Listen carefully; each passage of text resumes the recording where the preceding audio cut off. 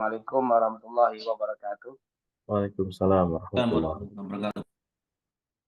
Alhamdulillah wassalatu wassalam ala Rasulillah wa ala alihi wa man walah. Rabbi shrah li sadri wa yassir li amri wa hlul 'uqdatam min lisani yafqahu qawli. Subhanaka la ilma lana illa ma 'allamtana innaka antal alimul hakim. Amma ba'd. Segala puja dan puji kepada Allah, salawat serta salam kepada junjungan kita Nabi Muhammad Shallallahu Alaihi Wasallam, para keluarga, sahabat tabiin, serta seluruh umatnya yang selalu beristiqamah mengikuti sunnah-sunnahnya hingga yaumul qiyamah. Alhamdulillah, pada pagi hari ini kembali kita dapat bersilaturahim untuk kembali bersama-sama mempelajari dan membahas hadis-hadis Nabi Muhammad SAW yang terdapat di dalam kitab Riyadhus Shalihin. Semoga apa yang kita lakukan ini mendapatkan keberkahan dan keridhaan dari Allah Subhanahu wa taala. Amin ya rabbal alamin.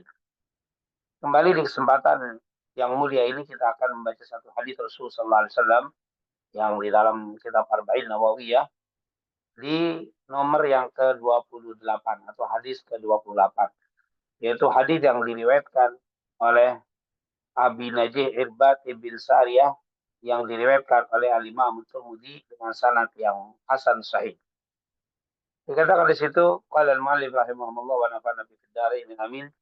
An Abi Najih Al-Irbad bin Sariyah radhiyallahu anhu qala wa'adana Rasulullah sallallahu alaihi wasallam mau'izatan wajilat minhal qulub wa dharifat minhal uyun wa qulna ya Rasulullah ka'annaha mau'izatu muwadda' fa'awsina qala usikum bi taqwallah azza wa jalla wa sam'i wa ta'ah wa in ta'ammara 'alaikum 'abdun fa innahu man ya'is minkum fasayara ikhtilafan katsira fa 'alaikum bi sunnati wa sunnatil khulafa ar-rasyidin al-mahdiyyin addu 'alaiha bin nawajid wa iyyakum wa muhdatsatil umur fa inna kulla bid'atin dhalalah.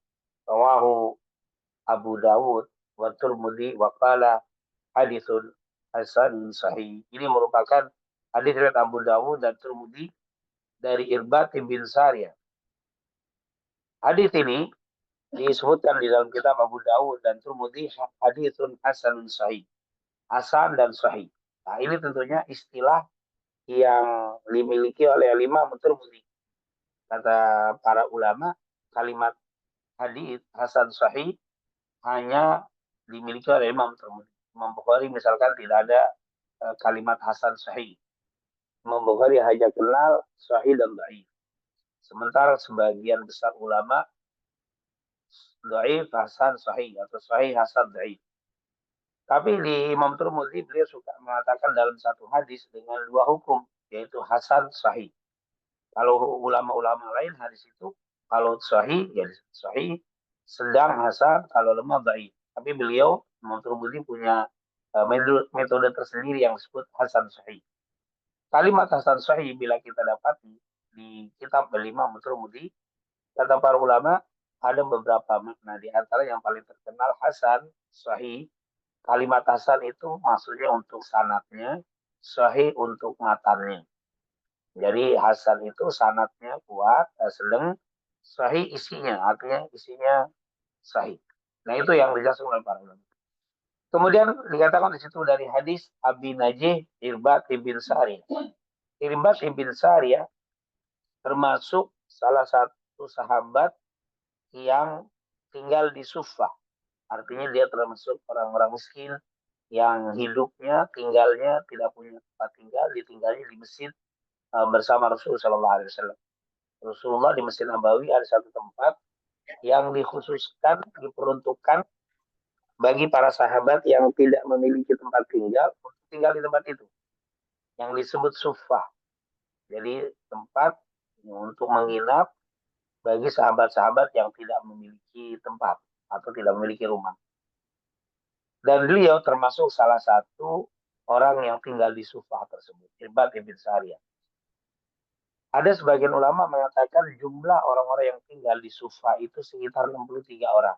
Jadi sekitar 63 orang yang memimpin orang-orang Sufah itu atau ahli Sufah itu adalah Abu Hurairah. Dan Irbad bin Sariyah termasuk salah satu anak buah Abu Hurairah yang tinggal di As-Suffah tadi. Dan Irbad bin Sariyah ini jelas termasuk sahabat yang miskin. Beliau meninggal pada tahun 75 Hijriah. Nah, beliau meninggal pada tahun 75 Hijriah. Banyak cerita-cerita yang beliau saksikan dari Nabi Muhammad SAW, terutama berkaitan dengan mukjizat. Kenapa? Karena beliau bilang, saya itu tidak pernah meninggalkan matarok baban min abwabin Nabi SAW. Saya tidak pernah meninggalkan pintu di antara pintu-pintu rumah Rasul SAW. Jadi beliau itu selalu kalau tidur dekat pintu Rasul.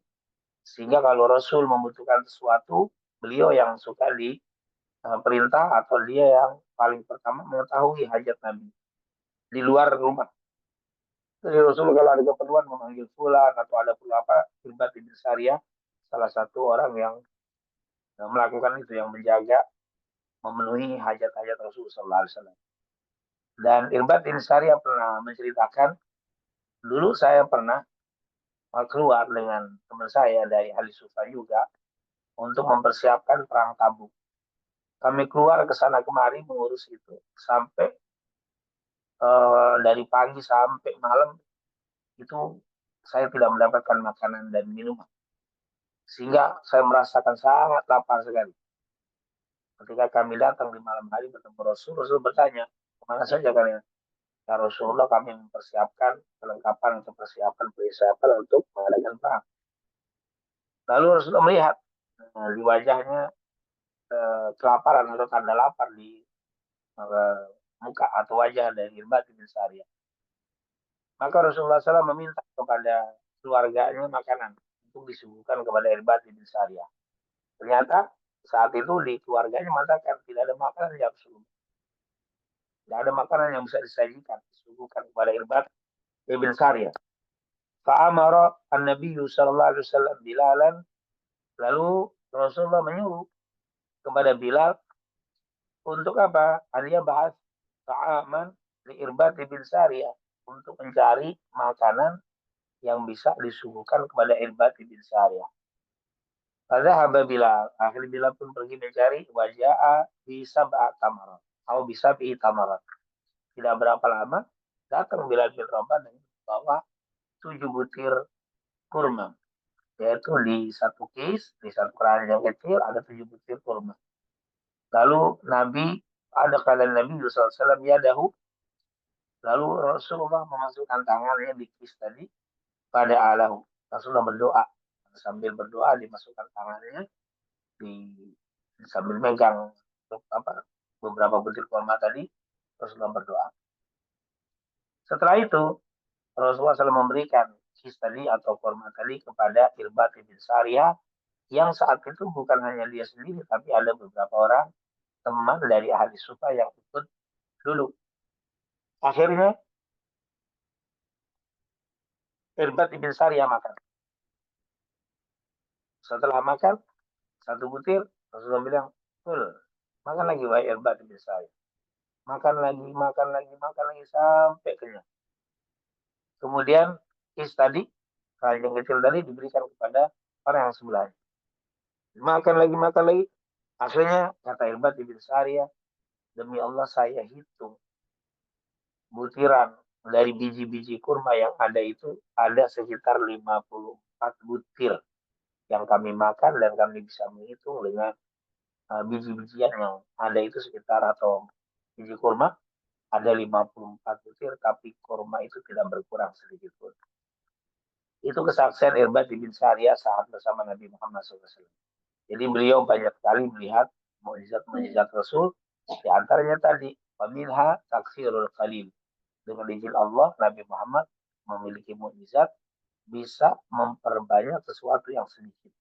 Dengan taksirul khalil, yang tadinya hanya 7 butir, tapi bisa dimakan sampai 54 butir dan kurma itu tidak berkurang. Nah, ini salah satu mukjizat yang disaksikan oleh Irbad bin Sariyah. Dan akhirnya Irbad bin Sariyah meninggal pada tahun 75 Hijriah. Berkata Irbad bin Sariyah, Qal wa'adana Rasulullah sallallahu alaihi wasallam mau'izatan wajilat minhal qulub. Wa'adana telah memberikan mau'izah kepada kami. Mau'izah itu adalah nasihat, nasaih, irsyadat, petunjuk-petunjuk. Itu namanya mau'izah.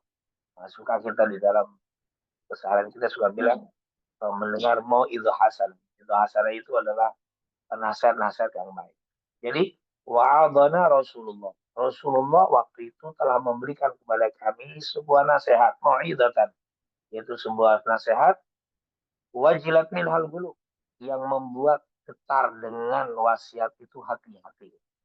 Yaitu ketika Rasulullah memberikan mau'izah, nasihat kepada kami, wajilat minhal qulub, mau'izatan dengan nasihat yang membuat hati kami bergetar. Wa dharifat minhal uyun. Wadharifat zarafat yaitu menetes. Wadharifat minhal uyun, dan menetes dengan nasihat itu mata kami, yaitu meneteskan air mata. Jadi kata Irbad bin Sariyah, Rasulullah SAW pernah memberikan ceramah, memberikan nasihat, memberikan pelajaran kepada kami yang ceramahnya itu membuat hati kami bergetar dan mengeluarkan air mata. Nah, ini tentunya itulah kehebatan Rasulullah SAW ketika berbicara. Beliau itu seorang orator yang sangat ulu, orator yang sangat luar biasa. Setiap beliau berbicara, itu selalu membuat orang itu tertarik. Ya, karena memang selain tema yang dibawakan Rasul itu pasti tema-tema yang mereka butuhkan di dalam kehidupan mereka. Yang kedua, tema itu pasti baru, karena mereka wahyu-wahyu yang dari Allah SWT. Jadi yang ketiga, mimik, ucapan, intonasi Rasul itu sangat luar biasa. Mimiknya, intonasi, gaya bahasa yang sangat luar biasa. Yaitu dari gaya suara tinggi rendahnya suara Rasul itu yang memberikan nasihat. Yang keempat, karena Rasulullah SAW waktu berbicara itu berbicara dari hati. Dia resapi betul apa yang diucapkan dan dia mengucapkan itu dari hati, yang betul-betul ingin memberikan nasihat kepada orang yang dinasehati. Bukan karena benci, bukan karena marah, tapi karena cinta, karena ingin yang mendengarnya itu mengetahui dan melaksanakan nasihatnya kalau itu perintah, atau menjauhi isi nasihatnya kalau memang itu larangan. Begitulah, membuat nasihat-nasihat Rasul itu wajilat minhal qulub wa dharifat minhal uyun, yang akan menjadi sebab hati orang itu bergetar dan air mata bercucuran. Artinya mengenang. Nah, ini tentunya merupakan salah satu metode gaya Rasul saat berbicara.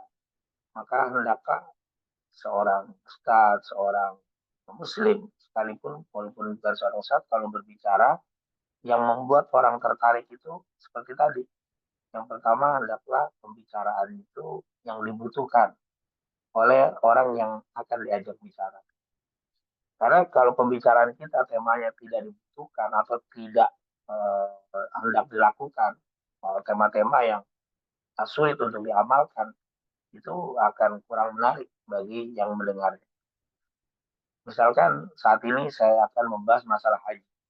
Tentunya bagi jamaah yang tidak berangkat haji tahun ini, dengar berbicaraan kita tentang haji, mereka tidak tertarik.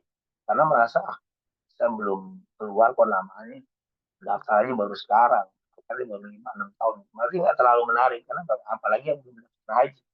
Ketika membahas tentang haji, walaupun itu ilmu, tapi kurang menarik. Karena tidak akan segera diamalkan, tidak bisa dipraktekkan langsung. Dan Nabi kalau berbicara itu, segala sesuatu yang dibicarakan pasti mengandung hal-hal yang harus dilakukan, harus dipraktekkan. Yang kedua, tentunya dengan tema baru. Jangan memang sudah mau dilakukan, tapi temanya itu lagi, itu lagi. Misalkan sholat, itu kan yang pasti akan diamalkan. Tapi setiap waktu kita sudah sering dengan masalah sholat. Dan itu yang kurang menarik. Bukan tidak menarik temanya, tapi karena berulang-ulang. Nah, sementara Rasulullah itu selalu memberikan materi-materi yang baru. karena wahyu dari Allah SWT. Yang ketiga, yaitu tentunya gaya bahasa pun harus diperhatikan ketika kita memberikan nasihat. Nabi Muhammad SAW dengan gaya bahasanya, intonasinya, dan susunan kata yang sangat luar biasa, itu menambah, membuat hati bergetar dan air mata bercucuran.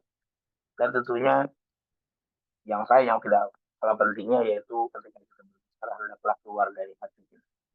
Maka rajamilal fuad, apa yang keluar dari hati saya lakukan fuad, hasilnya akan masuk ke hati juga. Artinya ketika kita berbicara dilandasi dengan cinta, itu akan lebih mengena, masuk ke dalam hati orang-orang yang mendengar. Berbicara materi yang bagus, intonasi bagus, tutur kata bagus, tapi kalau dimulai dengan hati yang tidak bagus, kotor misalkan, baik niat ingin merendahkan orang, atau niat menyindir, atau mungkin menganggap orang itu bodoh dan merasa sombong, mau ungkapan saya biar tahu kalau kita itu pintar. Nah, yang seperti ini akhirnya didengarnya pun tidak menyentuh ke hati. Sebagai contoh sederhana saja, banyak kok teman-teman kita kalimatnya itu bagus, kalimatnya indah. Tapi dia waktu berbicara niat menyindir kita itu akan terasa di hati kita. Wah, walaupun nasihatnya bagus, kok rasanya kurang enak. Karena memang mungkin hatinya tidak tulus memberikan nasihat, tapi ingin menyindir, atau ingin merendahkan, atau mungkin bahkan ingin mencelakakan. Itu jadi kalimatnya yang indah, materinya bagus, tetapi kalau diniatkan hati yang kurang bagus, dimulai dari menyindir, merendahkan, maka kalimat tidak menjadi enak di hati. Nah, Nabi Muhammad SAW ini dikatakan oleh Irbad bin Sariyah, pernah beliau berkhutbah, berceramah, memberikan nasihat di depan para sahabatnya, yang membuat dengan nasihat itu hati mereka bergetar dan bercucuran air mata. Fakulna, maka kami bertanya kepada beliau, ya Rasulullah, wahai Rasul, ka'annaha mau'idhatu muwadda'in. Ya Rasulullah, saya lihat kami merasa seakan-akan ini nasihatmu mau idhatu muwaddah, nasihat perpisahan ya Rasulullah. Artinya ya Rasulullah, sepertinya nasihatmu ini adalah nasihat perpisahan. Seakan-akan engkau tidak akan memberikan nasihat lagi. Seakan-akan engkau akan meninggal dunia. Seakan-akan sebentar lagi engkau akan pergi meninggalkan kami. Muwaddah, yaitu perpisahan. Maka fa'ausila, kalau memang itu terjadi betul ya Rasulullah, berikan nasihat, berikan wasiat kepada kami ya Rasulullah. Kalau memang itu betul, ini nasihat, merupakan nasihat perpisahan, nasihat terakhirmu, maka tolong jangan kau pergi kecuali fa'ausila, berikan wasiat kepada kami ya Rasulullah. Jadi salah satu yang membuat hati bergetar keluar air mata itu ketika orang waktu memberikan nasihat, kita tahu nasihat itu adalah nasihat perpisahan. Ketika orang tahu bahwa itu kalimat-kalimat sebelum dia pergi, sebelum dia meninggalkan kita, maka kalimat itu biasanya langsung menyentuh. Kenapa? Karena kalimat perpisahan. Kalimat ya seperti orang yang hendak pergi jauh, kemudian pamitan dengan kita, permisi, maka ucapan itu akan membuat orang yang mendengar itu menangis, akan mudah menangis, akan mudah bergetar dengan kalimat yang terakhir. Lalu sahabat ini, Irbad bin Sariyah dan sahabat yang lainnya, mengetahui ini kalimat perpisahan, maka mereka minta ausila, berikan wasiat kepada kami. Sebenarnya wasiat dan nasihat itu sama. Tapi biasanya kalau wasiat itu lebih ditekankan kalau engkau pergi, tetap kami amalkan. Gitu. Kalau nasihat itu seperti atau lebih menggambarkan petua-petua yang harus dilakukan saat ini. Itu nasihat. Tapi kalau wasiat, petua-petua yang harus dilakukan setelah nanti. Setelah kita tidak ada, setelah kita pergi, setelah kita meninggal, itu namanya wasiat. Walaupun isinya sama, sama-sama petua, sama nasihat, semua saran, itu namanya nasihat. Kalimat-kalimat yang baik.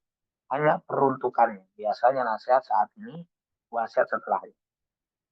Makanya ketika orang meninggal, itu sebelum meninggal memberikan wasiat. Wasiat itu adalah nasihat-nasihat yang bagus yang dilakukan setelah dia tidak ada. Itu namanya wasiat. Tapi ketika orang itu segar, bugar, masih sehat, ini biasanya memberikan nasihat. Itu karena kalimat-kalimat itu baik, nasihat yang baik untuk dilakukan saat ini. Jadi seakan-akan sahabat ini mengatakan, Pak Ausila, berikan nasihat-nasihat kepada kami yang baik-baik ya Rasulullah, yang kami akan amalkan setelah kepergianmu. Maka disebut Ausila, berikan wasiat. Jadi kata Irbad bin Sariyah, sekali waktu Rasulullah SAW memberikan nasihat, mau itu yang membuat hati kami bergetar, mata kami bercucuran air mata. Lalu kami katakan kepada Rasul, ya Rasulullah, kami merasa nasihat ini seakan-akan nasihat yang terakhir. Yang setelah ini kau akan pergi meninggalkan kami. Oleh karena itu ya Rasul, ausina, berikan nasihat kepada kami. Yang bisa kami lakukan nasihat-nasihatmu itu walaupun kau sudah pergi, walaupun kau sudah tidak ada. Maka Rasulullah SAW bersabda. Ini nasihat Rasulullah SAW karena permintaan dari sahabat. Maka Rasulullah mengatakan, usikum bitaqwallah azza wa jal, wa sam'i wa ta'ah, wa in ta'ammara alaikum abdun, fa'innahum man ya'is minkum fasayar khilafan kathira. Fa'alaikum bisunnati wa sunnati khulafa ar-rasyidin al-mahdiyyin addu 'alaiha bin nawajid. Wa iyyakum wa muhdatsatil umur fa inna kulla muhdatsatin bid'ah. Di sini ada 3 wasiat Rasulullah SAW yang diberikan kepada sahabat dan diantaranya Irbad bin Sariyah. Di saat itu, tetapi nasihat ini, wasiat itu juga berlaku untuk kita sebagai umat Nabi Muhammad SAW. Jadi bukan khusus untuk sahabat yang hidup di masa beliau, tapi juga nasihat ini ditujukan oleh beliau SAW kepada kita yang hidup setelah Rasul SAW. Kalau dikatakan al-ibra bi umumil lafzi la bi khususis sabab, yang menjadi pelajaran itu adalah keumuman makna dari nasihat ini, bukan sebab diturunkan atau diucapkan nasihat ini. Memang nasihat ini diucapkan karena memenuhi permintaan para sahabat, tapi kalimat ini juga berlaku untuk kita. Dikatakan oleh Rasulullah SAW 3 wasiat yang diingatkan oleh Nabi untuk kita perhatikan. Yang pertama, usikum bitaqwallah azza wa jalla, yaitu melakukan ketakwaan atau jaga takwa. Jadi apapun yang kita lakukan, pikirkan bagaimana supaya ketakwaan kita terjaga. Jangan sampai melakukan perbuatan-perbuatan yang menghilangkan ketakwaan. Jangan sampai melakukan perbuatan-perbuatan yang melunturkan, mengkikis ketakwaan kita. Jadi jadilah orang yang bertakwa, kata Rasulullah SAW. Dan wasiat takwa ini memang sudah menjadi kebiasaan Nabi. Jadi Nabi bila memberikan wasiat selalu diawali dengan wasiat takwa. Oleh karena itu, wasiat takwa ini dijadikan oleh para ulama sebagai syarat sahnya sebuah nasihat, yaitu di sholat Jumat misalkan. Khutbah Jumat dianggap batal ketika tidak ada pesan takwa. Jadi di dalam khutbah Jumat, khotib harus ada pesan takwa. Kalau itu tidak diucapkan, maka itu menjadi khutbah yang batal, dianggap khutbah Jumatnya batal. Yaitu wasiat takwa. Karena wasiat takwa ini merupakan kebiasaan Rasulullah SAW. Beliau kalau memberikan nasihat, memberikan wasiat selalu diawali dengan jaga ketakwaan. Dan tentunya saya tidak bahas tentang makna takwa, ciri-ciri takwa, amal-amal yang berkaitan cukup panjang, tapi intinya jaga ketakwaan. Kenapa? Ya dengan ketakwaan adalah modal untuk kita agar mendapatkan kebahagiaan, keselamatan dunia dan akhirat adalah dengan takwa. Ya ayuhan nas, seperti dikatakan dalam surat Al-Hujurat, ya ayuhan nas, inna khalaqnakum min dzakarin wa unsa wa ja'alnakum syu'uban wa qabaila lita'arafu inna akramakum indallahi atqakum. Bahwa kemuliaan kita ditentukan oleh ketakwaan kita kepada Allah Subhanahu wa taala. Ini adalah pesan yang pertama. Pesan yang kedua, wa sam'i wa ta'ati wa il ta'ammara 'alaikum abdun. Dikatakan hendaklah kalian itu selalu mendengar dan taat kepada pimpinan, kepada pemerintah, pimpinan. Kalau di rumah tangga kepada suami. Mungkin kalau di RT tingkatnya RT, kalau tingkatan RW naik RW, lurah, camat, sampai presiden. Nah ini tentunya adalah pimpinan, gubernur, presiden masuk. Ini asam iwata. Hendaklah kamu mendengar dan mentaati perintah dari pimpinanmu. Wa in ta'ammara alaikum abdun. Walaupun yang menjadi amirmu, pimpinanmu adalah seorang budak hitam. Artinya walaupun yang memimpin seorang budak, kalau dia sudah diangkat dan resmi menjadi pemimpin, maka kita wajib taat. Wa in ta'ammara alaikum abdun. Maka ini merupakan perintah wasiat Rasulullah SAW. Jadi ketika kita memilih pemimpin, lalu mereka jadi pemimpin kita, walaupun saat pemilihan itu kita tidak memilih mereka, tapi ketika resmi mereka menjadi pemimpin, maka kita diwajibkan untuk mendengar dan taat. Nah, tidak boleh memberontak, tidak boleh kudeta, karena itu adalah perintah Rasulullah SAW. Wa in ta'ammar alaikum abdud fa innahu man ya'is minkum fasayara ikhtilafan katsira. Dan siapa yang hidup di antara kalian setelahku, fasayara ikhtilafan katsira, akan banyak sekali melihat perbedaan-perbedaan, perselisihan-perselisihan. Maka fa'alaikum bisunnati wa sunnatil khulafa ar-rasyidin al-mahdiyyin abdu 'alaiha bin nawajid. Pegang kebiasaan contoh dari khulafa ar-rasyidin dengan gigi garam kalian. Wa iyyakum wa muhdatsatil umur. Hati-hati kalian terhadap perkara-perkara yang baru. Fa inna kulla bid'atin dhalalah. Karena setiap bid'ah itu adalah sesat. Ini adalah nasihat yang ketiga. Jadi yang pertama, menjaga ketakwaan. Yang kedua, untuk selalu taat kepada para pemimpin. Tentunya taat kepada pemimpin di sini selama pemimpin itu tidak memerintahkan kepada kita untuk melakukan kemaksiatan. Kalau ada pemimpin-pemimpin yang memerintahkan kepada kita untuk melakukan kemaksiatan, apa kata para ulama? La ta'ata li makhluqin fi maksiatil khaliq. Tidak ada ketaatan kepada makhluk kalau mereka memerintahkan pada kemaksiatan. Jadi kita harus dan wajib taat kepada pemimpin selama mereka tidak memerintahkan untuk melakukan kemaksiatan.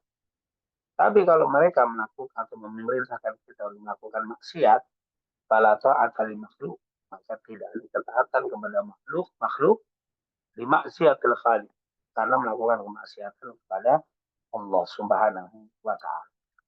Jadi di sini selain nasihat wasiat yang pertama ketakwaan, yang kedua adalah itu jangan sampai kita melakukan kudeta, perlawanan kepada pemimpin yang resmi, sudah diakui, disahkan.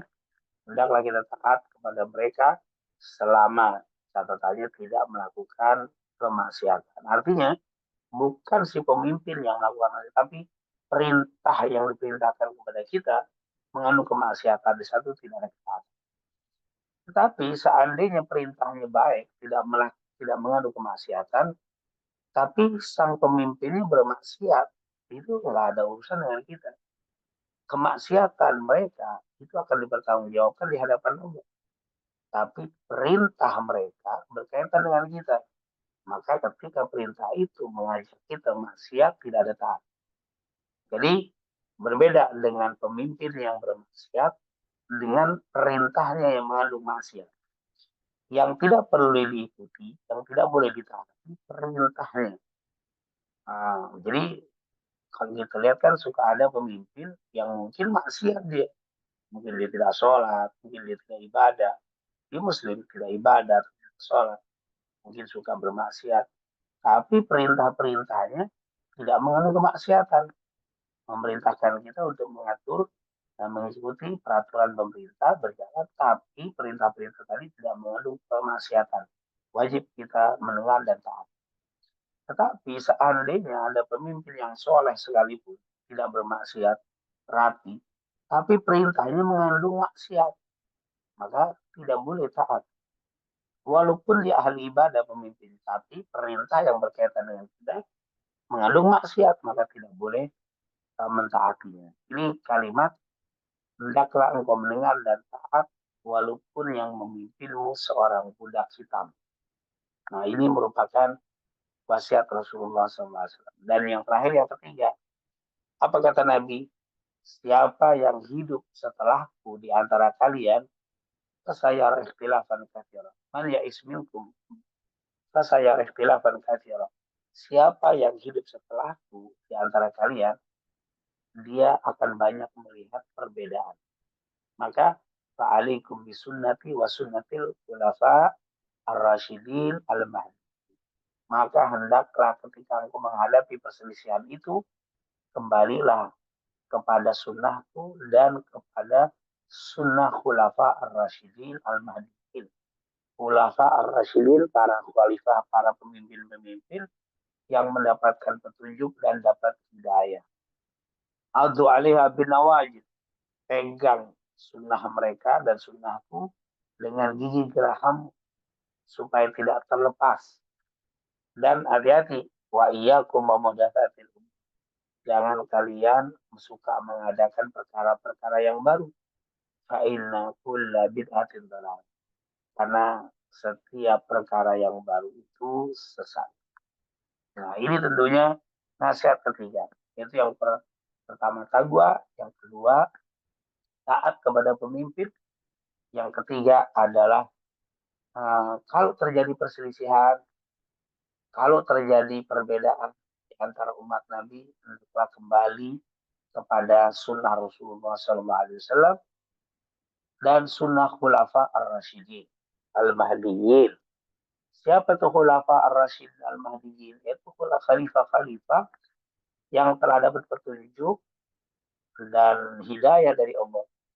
Kalau para ulama, khulafa ar-rasyidin al-mahdiyyin itu ada yang mengatakan yang pertama adalah Abu Bakar, Umar, Utsman, Ali, dan juga Hasan. Hasan yang termasuk khulafa ar-rasyidin al-mahdiyyin. Dan khulafa ar-rasyidin al-mahdiyyin ini suka disebut khalifatul Rasulillah. Makanya Rasulullah mengatakan khalifati salasun sana.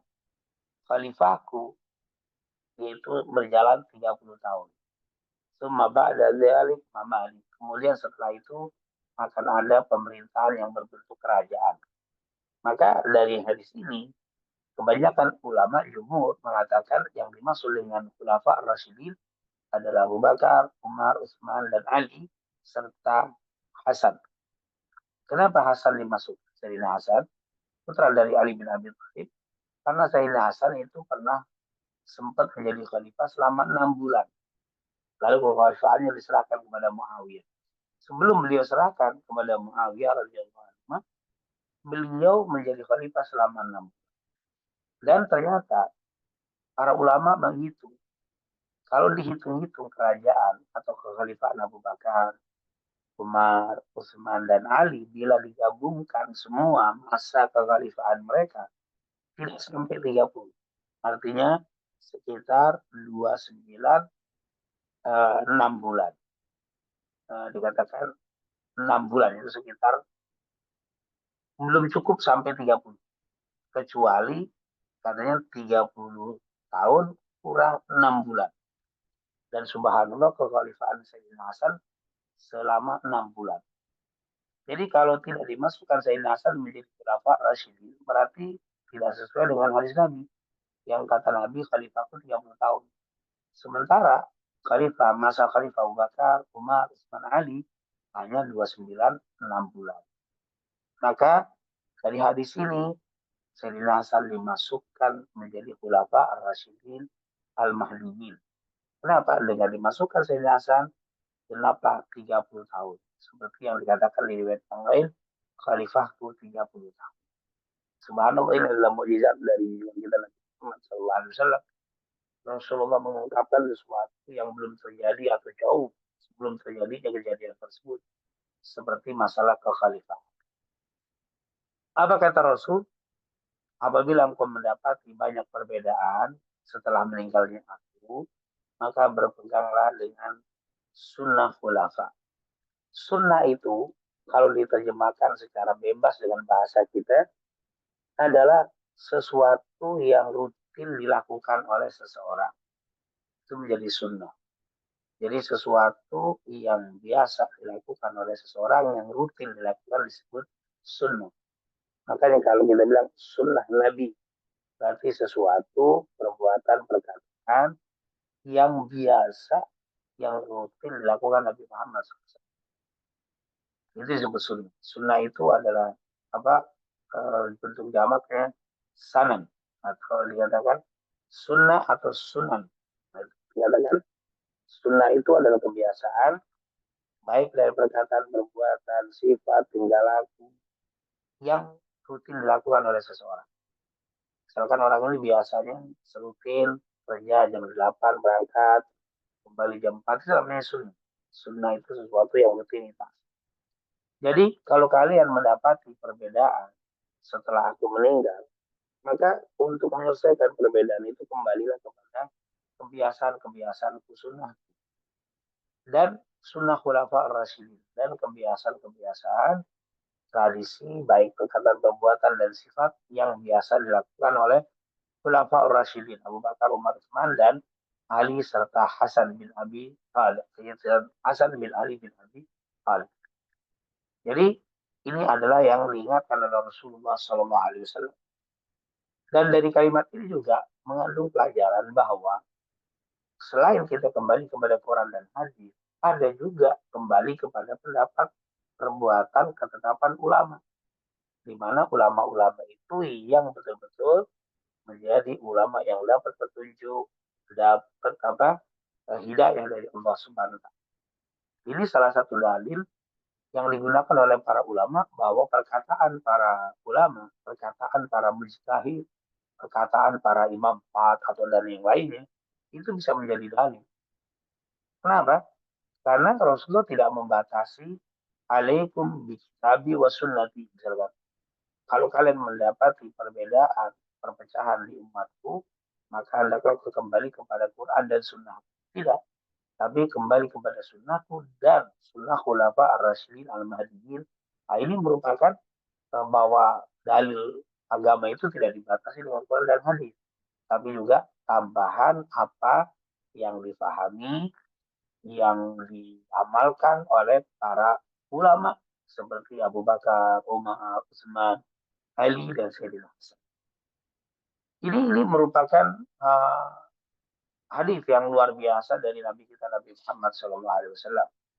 Kemudian di sisi lain, selain kita disuruh untuk memegang sunnah Nabi dan Khulafaur Rasyidin, diperintahkan pegangnya itu jangan asal pegang, jangan asal mengikuti, tapi abdu alaiha bin nawajid, tapi pegang sunnah-sunnah itu dengan nawajid, yaitu gigi geraham. Karena pegangan yang paling kuat dari seseorang bukan pegangan genggaman tangan, tapi pegangan yang paling kuat adalah dengan gigi. Kalau gigi depan, ini mudah copot juga, mudah lepas pegangan kita. Tapi kalau sudah digigit di geraham, dengan tekanan yang kuat, itu menunjukkan pegang sekuat-kuatnya, jangan engkau lepas, seperti sulitnya terlepasnya sesuatu yang dipegang oleh geraham kita. Itu kata Rasulullah SAW.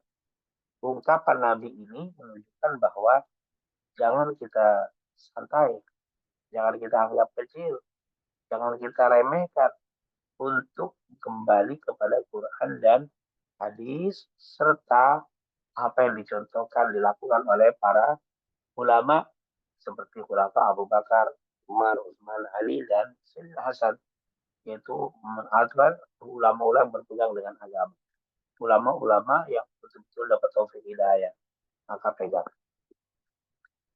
Kenapa? Sebenarnya ulama-ulama khulafa ar-rasyidin tidak memberikan syariat baru, tapi menjelaskan apa yang dilakukan Allah dan Rasulnya dalam Quran dan hadis.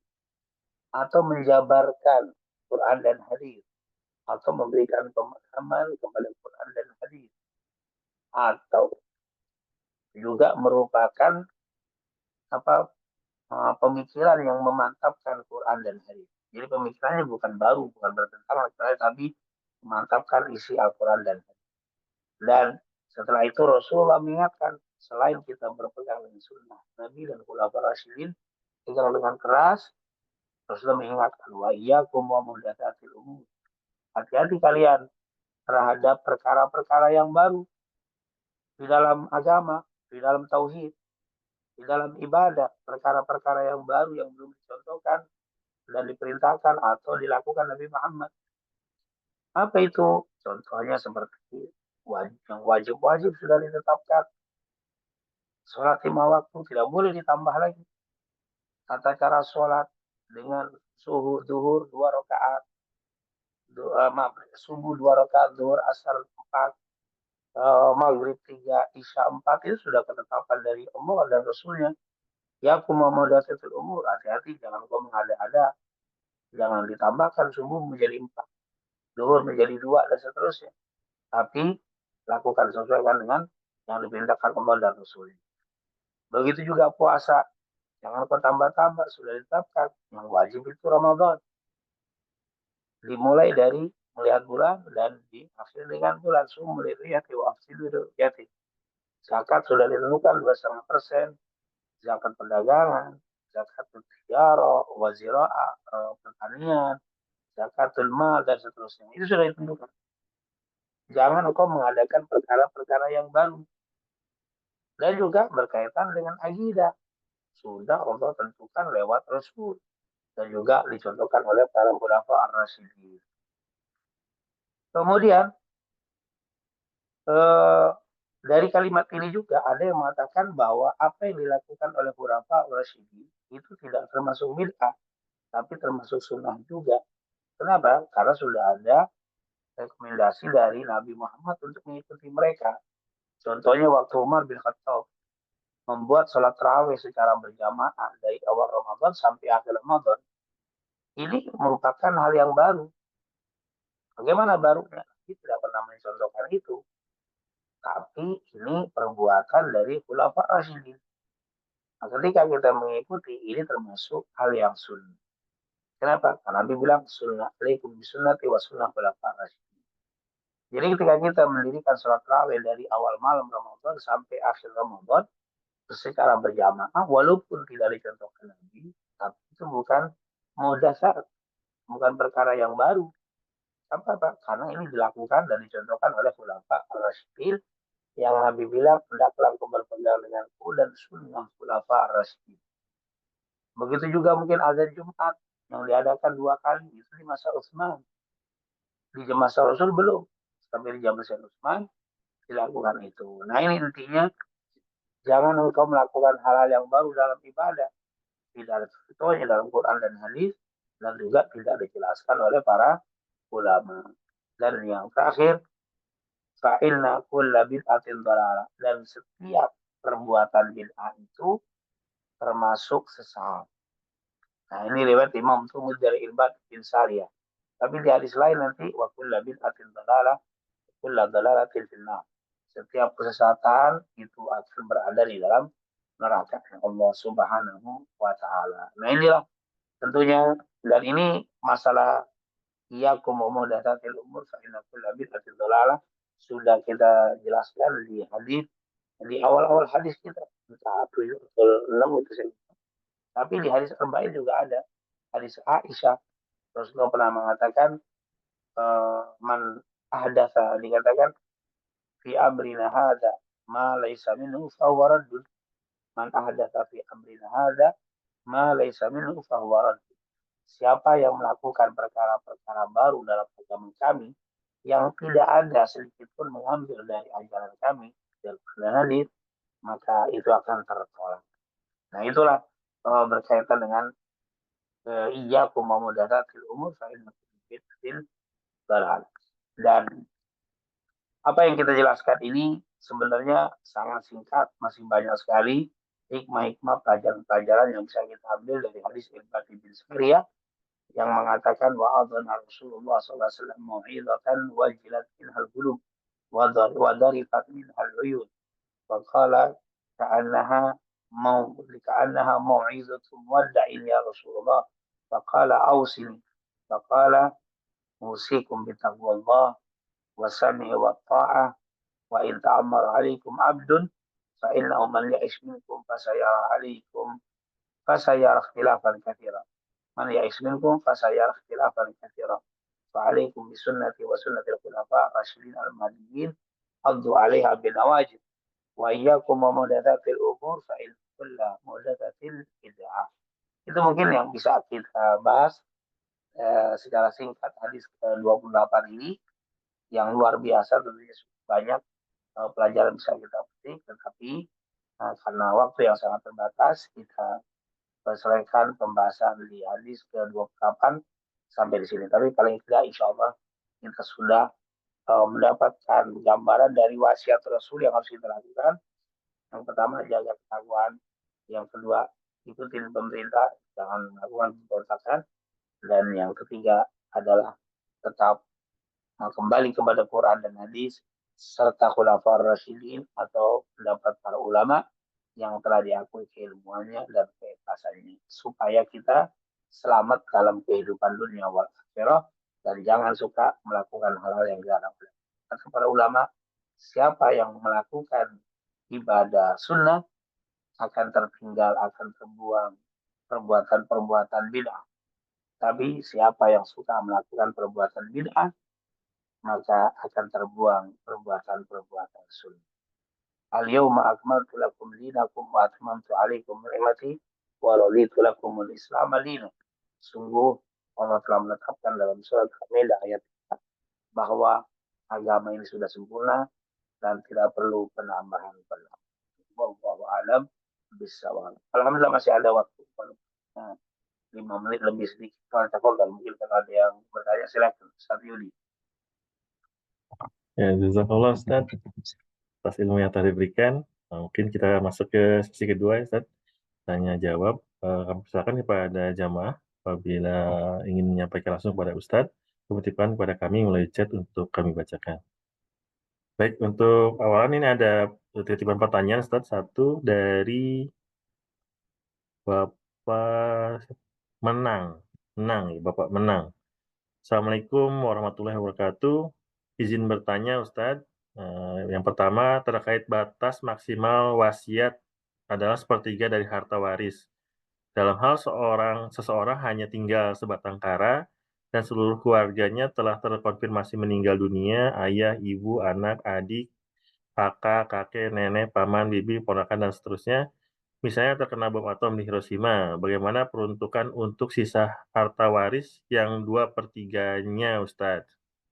Terus yang keduanya, terkait pendapat sebagian ulama yang mengatakan bahwa lebih utama menyantuni orang miskin daripada haji atau umroh berkali-kali. Bagaimana kriteria keseimbangan bahwa kita sudah dianggap melaksanakan kewajiban menyantuni orang miskin, sehingga kita diperbolehkan untuk umroh kembali. Dalam hal ini kita pernah menjalankan ibadah haji dan umroh, kemudian kita ingin sekali untuk menjalankan ibadah umroh kembali karena rindu Baitullah, Ustaz. Jazakallah khair. Mungkin satu dulu, Ustaz. Itu dulu, Ustaz. Mohon. Karena ada 2 pertanyaan. Izin, Ustaz, suaranya nggak keluar, Ustaz.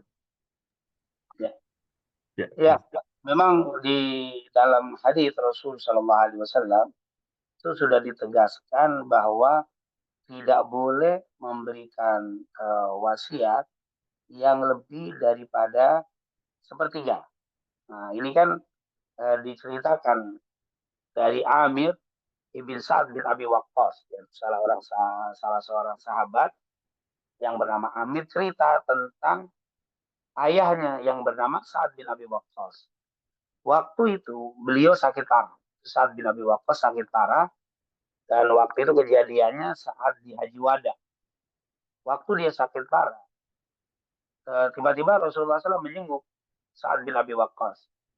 Fagultu, maka aku katakan kepada Rasul, Sa'ad bin Abi Waqqas berkata, Inni qad balagha bi minal wajh wa ana dhu malin wa la yarithuni illa ibnah.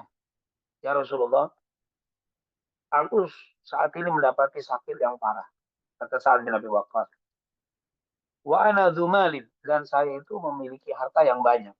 Wala yarithuni illa ibnu, dan tidak ada yang menjadi pewarisku kecuali seorang wanita. Jadi anak putri saja ya Rasul. Afa atasaddaqu bi thuluthi mali? Ya Rasulullah sallallahu alaihi wasallam, apakah boleh eh, karena saya punya harta banyak dan hanya pewaris saya seperempuan satu, maka boleh nggak saya memberikan sepertiga untuk apa sepertiga harta itu kami sedekahkan satu untuk dia. Artinya saya sisakan hanya sedikit saja untuk keluarga. Kata Rasulullah tidak boleh. Lalu bagaimana kalau setengahnya ya? Jadi tadinya aku berikan hanya sedikit untuk putriku, selebihnya saya sedekahkan semuanya. Kata Rasulullah tidak boleh. Lalu terus dia bertanya lagi, kalau asyatr, kalau setengah ya Rasul, misalkan uangku dapat ada 2 miliar, 1 miliar saya sedekahkan, 1 miliar untuk anak. Padahal kata Rasulullah enggak, enggak, tidak boleh diberikan setengahnya. Akhirnya Sa'ad bin Abi Waqqas bertanya lagi, as-sulus bagaimana ya Rasul kalau sepertiga? Maka Rasulullah menjawab, as-sulus kafir. Sungguh sepertiga itu cukup banyak.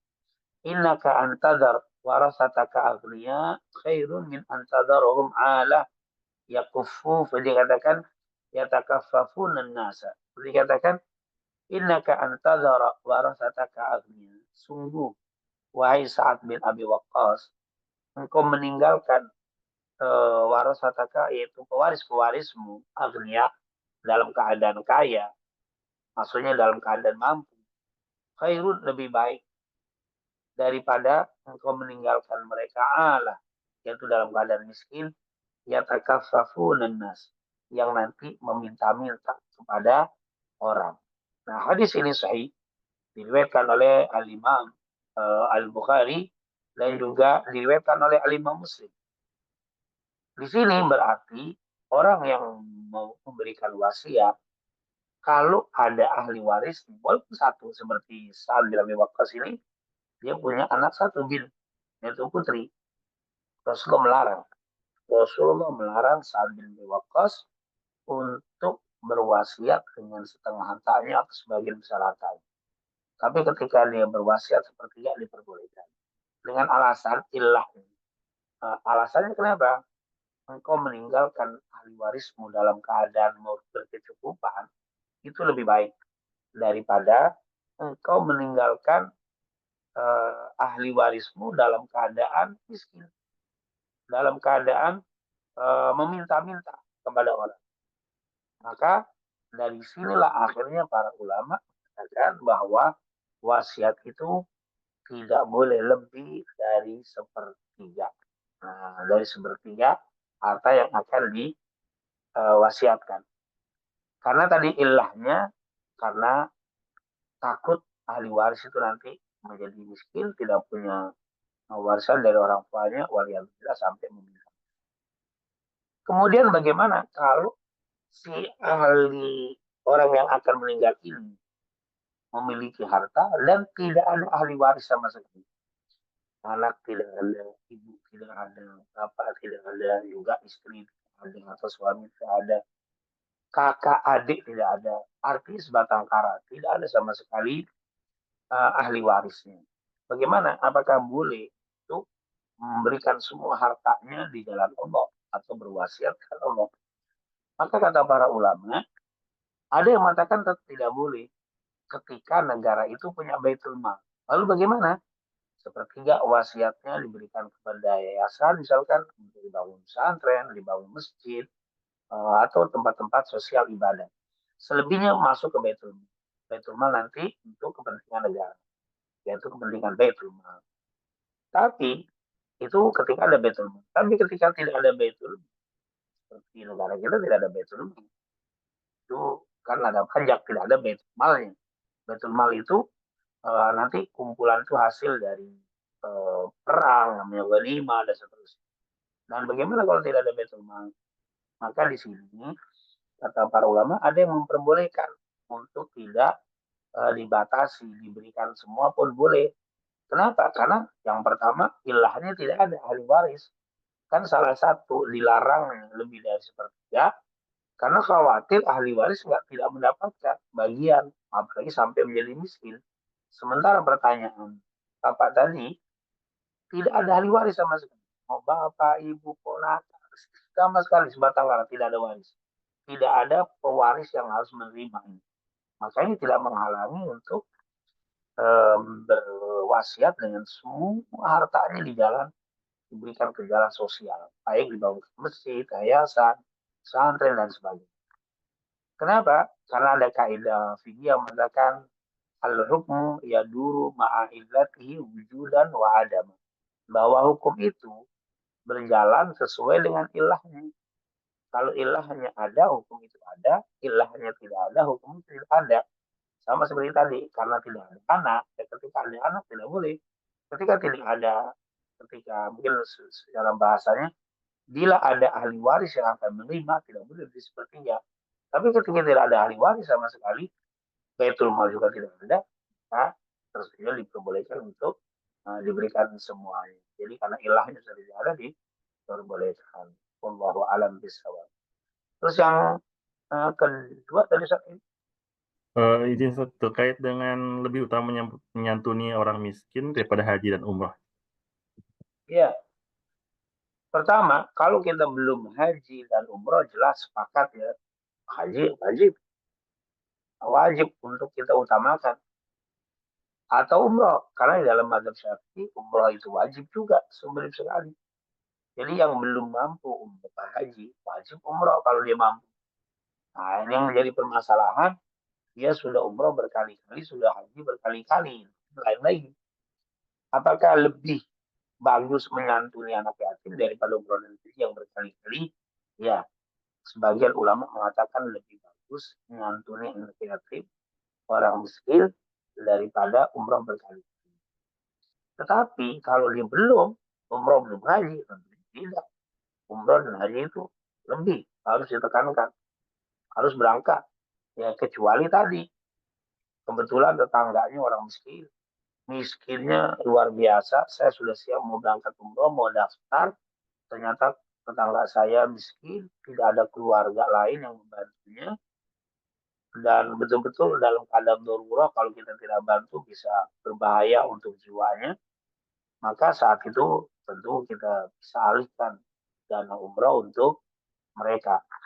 Tetapi kalau santunan-santunan biasa tidak darurat dalam artian tanpa kita pun mereka dapat, tanpa kita pun mereka tidak meninggal, tanpa kita pun tidak membahayakan kehidupan mereka. Nah, tentunya umroh itu lebih lebih utama karena umroh dan haji itu wajib. Nah, sementara untuk sedekah umum itu sunnah. Nah, kan beda antara zakat. Kalau zakat itu kan wajib berkaitan dengan harta. Tapi kalau sedekah biasa itu adalah sunnah. Maka takzimul wajib ala sunnah. Hmm, harus mendahulukan ibadah wajib daripada ibadah sunnah. Tapi ketika yang kedua, ketiga itu kan sunnah. Umrah dan haji itu sunnah yang kedua, ketiga. Nah, saat itu ketika ada orang yang membutuhkan, silahkan saja untuk memberikan harta itu ke mereka. Kalau kita tidak berumroh karena kita sudah umroh. Tapi kalau kita punya harta yang banyak, bisa umroh, bisa sedekah, ya sedekah. Kita bagikan, walaupun tidak sebanyak harta ketika kita tidak umroh, tidak apa-apa. Umroh tetap kita berangkat, selebihnya kita bersedekah. Nah, tidak harus umroh digagalkan hanya untuk sedekah semua. Tidak juga seperti itu. Karena dua-duanya adalah ibadah. Apalagi ya, yang tiba-tiba bapak atau ibu yang rindu sekali mau umroh, rindu sekali. Nah, kebetulan ada mungkin teman kita lagi butuh uang, tapi kebutuhannya kebutuhan standar. Tanpa kita pun dia masih bisa. Tanpa kita kasih saat ini pun insya Allah tidak berbahaya untuk jiwa. Nah, mungkin mungkin karena apa cicilan handphone, nah itu bisa ditinggalkan saja berangkat umroh itu insya Allah. Karena bukan hal yang darurat, bukan hal yang harus kita dahulukan. Jadi hal-hal yang alhamdulillah seperti itu. Wallahu a'lam. Jazakallah, Ustaz. Ini ada satu lagi pertanyaan, Ustaz.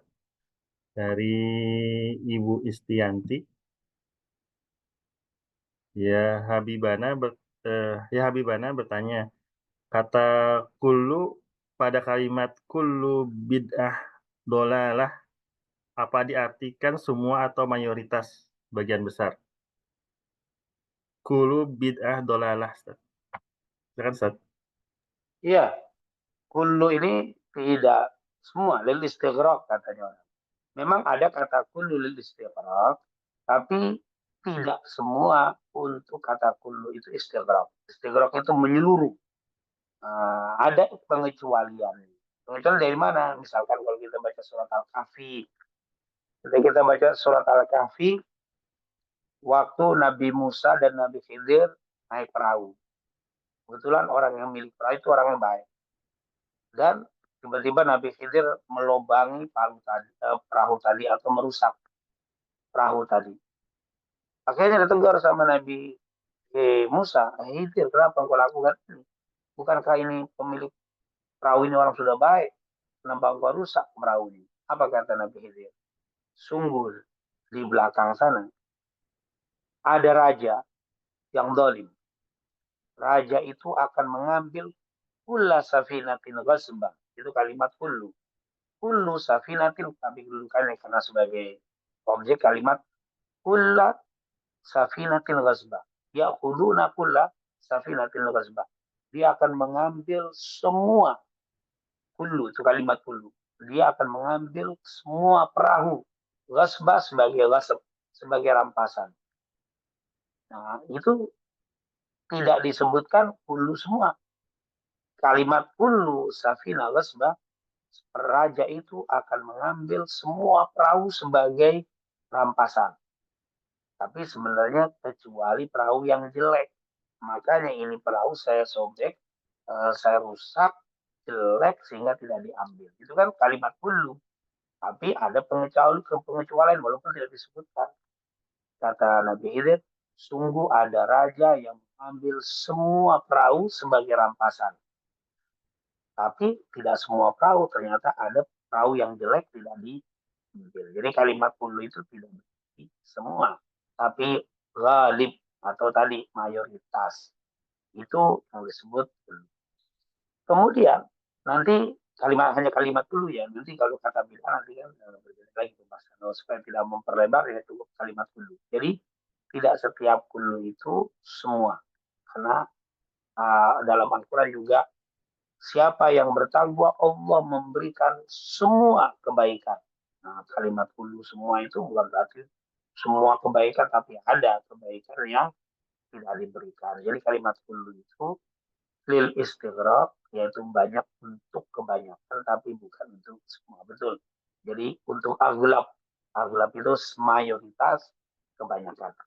Itu adalah kalimat-kalimat kullu. Nah, nanti kalau ia wa muhdatsatil umur, hati-hati terhadap perkara-perkara yang baru. Fa inna kulla, setiap muhdatsat bid'ah. Kalimat itu. Makanya kalimat kullu bid'atin dalalah. Setiap yang baru bid'ah. Ternyata kalimat kullu juga dipisah. Kalimat kullu ini maksudnya di dalam urusan agama. Makanya di setiap kullu bid'ah, setiap yang baru, kullu bid'ah, setiap yang baru sesat. Lalu bagaimana kita sekarang menggunakan mobil, menggunakan motor kan baru? Oh enggak, kullu di situ untuk agama. Oh berarti situ kullu tidak untuk semua. Kullu itu kebanyakan. Ini tidak harus masuk ke dalam semua perkara. Jadi kalau dikatakan kullu itu lil istighraq untuk seluruhnya, semua yang baru, nanti tidak bisa dipisahkan antara urusan dunia dan akhirat. Pokoknya baru. Ini tentunya kalimat kullu tidak mengandung semua klub mayoritas. Itulah yang dijelaskan oleh sebagian ulama, terutama dari Imam Syafi'i, Imam Nawawi, Imam Ahmad bin Hajar Asqalani, dan beberapa ulama lain. Wallahu a'lam bishawab.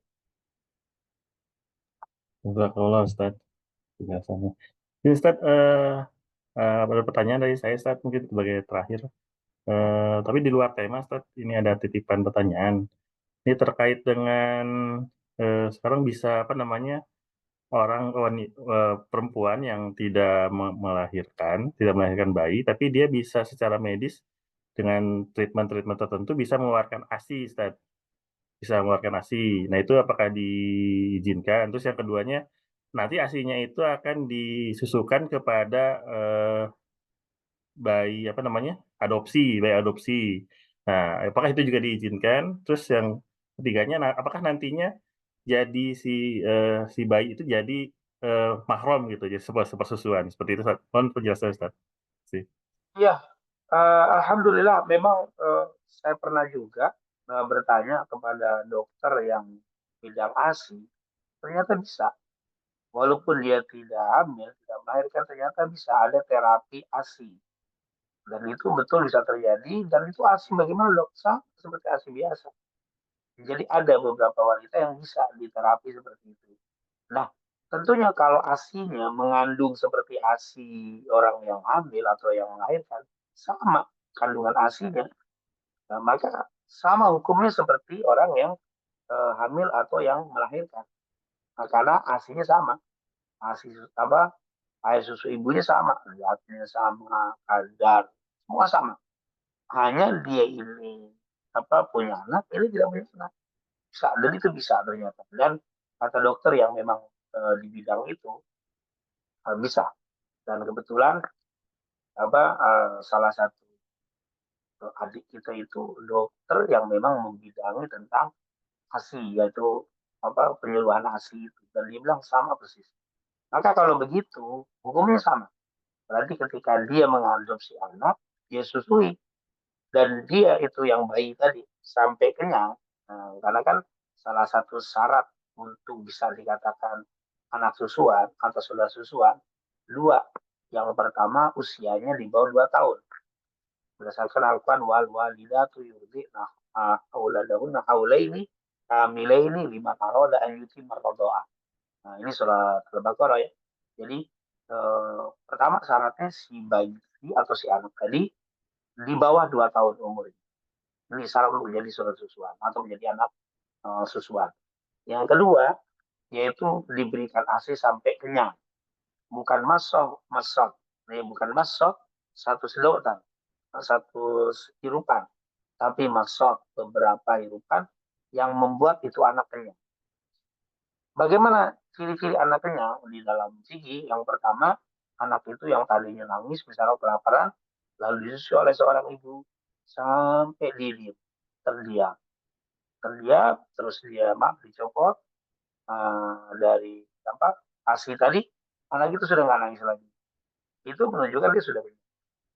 Maka sebagian ulama kalau sudah kenyang, ya dia saudara susuan atau anak susuan dari jadi mahram. Atau saat dia tidak tidur disusui sampai dia tidur. Nah, biasanya kan kenyang itu ditunjukkan dari melapar ke nangis atau kenyang itu dari tidur. Ada dari madhab Aisyah, walaupun dia tidak kenyang atau tidak sampai tidur, yang penting 7 kali hirupan sedotan sudah jadi anak susuan atau menjadi mahram. Tapi pendapat yang terkuat sampai kenyang. Apakah perlu 1 hari 3 kali? Kata ulama, yang penting sekali kenyang itu sudah cukup menjadi anak tadi yang tadinya anak adopsi menjadi anak adopsi yang mahram. Kenapa? Karena disusui. Luar biasa. Atau mungkin begini, ada mensiasati. Misalkan saya mengangkat anak. Kalau saya angkat anak, kalau dia tidak sesuai dengan istri saya, dia akan menjadi anak yang bukan saudara anak susuan, nanti akan menjadi haram, bukan mahram. Maka boleh dicari saya atau istri saya itu punya adik atau kakak yang hamil atau yang melahirkan dan dipunyai ASI. Si bayi tadi disusukan kepada adik atau kakaknya. Setelah disusukan maka dia menjadi keponakan. Keponakan jadi mahakam itu lewat adik atau kakaknya. Tapi kalau bisa sendiri luar biasa itu bisa. Dan itu hukumnya sama seperti biasa. Allahu a'lam bisa. Jazakallah, Ustaz, atas penjelasannya. Baik, Ustaz, mungkin waktunya karena sudah tidak mencukupi ya, sudah menunjukkan pukul 8.13. mungkin bisa kita tutup acara kajian ini. Namun sebelum kajian ini ditutup, kami pengurus meminta maaf sebesar-besarnya apabila ada kesalahan dan kekurangan dan dimohon kepada Ustadz untuk dapat membantu kita dalam berdoa sekaligus menutup kajian ini. Silakan Ustadz. Baik, mungkin itu saja yang bisa kita sampaikan. Sekali lagi, semoga apa yang kita lakukan, apa yang kita pelajari ini mendapat keridhaan dan keberkahan dari Allah SWT. Dan semoga dengan tawassul amal soleh kita ini, Allah gabungkan hajat kita, Allah mudahkan segala urusan kita, Allah angkat segala kesulitan, dan yang terpenting Allah ampuni segala dosa dan kekurangan kita semuanya. Amin, amin. Ya Rabbal Alamin. Allahumma salli ala sayyidina Muhammad wa ala ali sayyidina Muhammad. Allahumma salluka ilman nafi'an wa rizqan tayyiban wa amalan salihan maqbula. اللهم إنا نعوذ بك من علم لا ينفع ومن قلب لا يخشى ومن نفس لا تشبع ومن دعاء لا يسمع برحمتك يا أرحم الراحمين. ربنا آتنا في الدنيا حسنة وفي الآخرة حسنة وقنا عذاب النار. وصلى الله على سيدنا محمد وعلى آله وصحبه وسلم والحمد لله رب العالمين. Amin, amin ya rabbal alamin. Sekali lagi jazakallah Ustaz. Terima kasih pada seluruh jamaah. Syukran kasiran. Terakhir kami tutup dengan doa kafaratul majlis. Subhanakallahumma wa bihamdika asyhadu an la ilaha illa anta astaghfiruka wa atubu ilaik. Assalamualaikum warahmatullahi wabarakatuh. Assalamualaikum warahmatullahi wabarakatuh. Izin kami tutup. Salam.